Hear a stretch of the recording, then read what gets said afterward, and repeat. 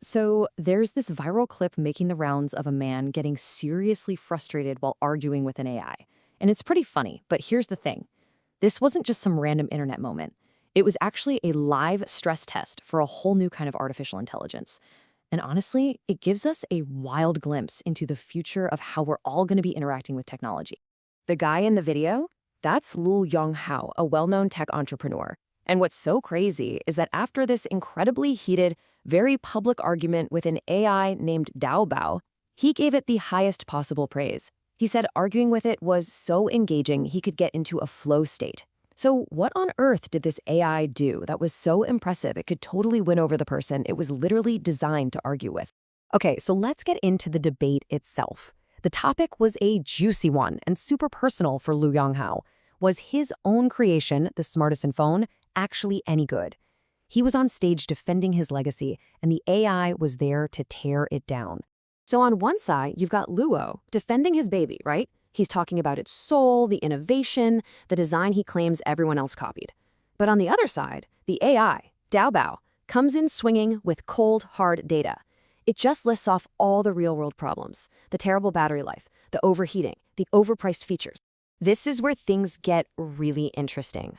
Lu challenges the AI, basically saying, you don't even have hands. How could you have used the phone? And Dobao's comeback wasn't a fact or a statistic. It was just a name. A name that made the entire live audience erupt, and understanding that one name is the key to this whole thing. You see, the context here is everything. Zealer wasn't just a random source. This was a deep cut. Way back in 2014, Lua had this legendary, multi-hour, live-streamed argument with the founder of a tech review site called Zealer. It was an iconic showdown in the Chinese tech community. For the AI to pull that specific reference out of thin air, well, it showed it didn't just have facts, it understood the culture, the history, and the drama of the whole situation. And that one moment, that single name, tells you everything. Something was fundamentally different here. This AI wasn't just acting like a search engine pulling up data, it was playing a totally new role. And this is the core idea, right? We're seeing this massive shift from AI as a simple calculator to AI as a sparring partner. A calculator is passive. You give it a command, it spits out an answer. But this new kind of AI is an active collaborator.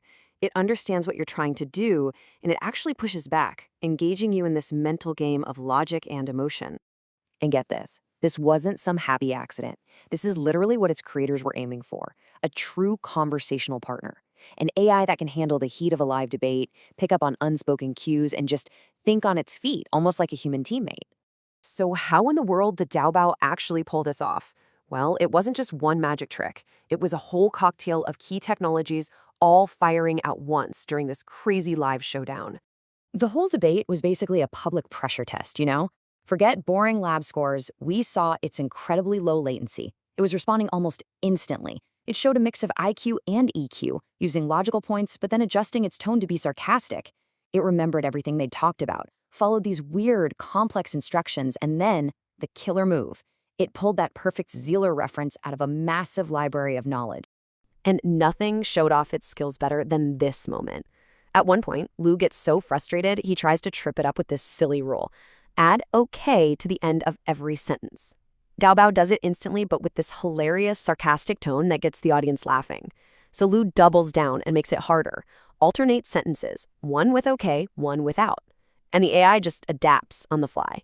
It was a perfect, real-time demonstration of how well it could follow bizarre, complex instructions.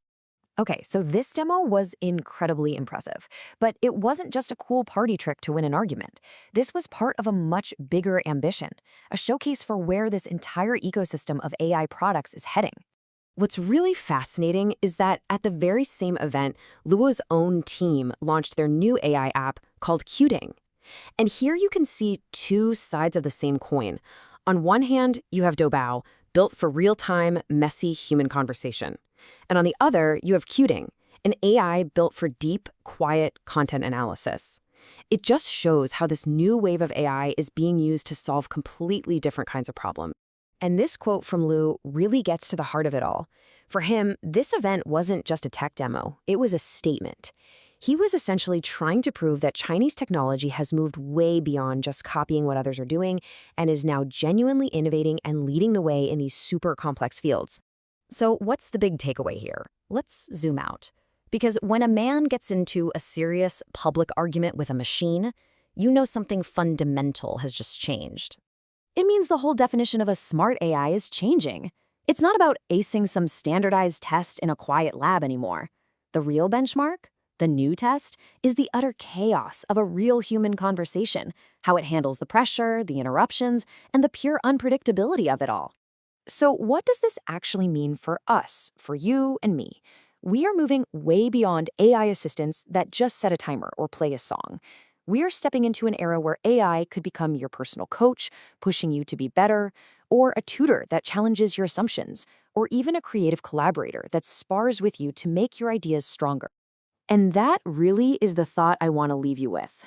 We just watched an AI master the very human, very messy game of debate. So as these systems evolve from being our tools to becoming our teammates, and maybe even our challengers, you have to ask, what's the next game it's going to learn to play? And more importantly, how is that going to change the game for all of us?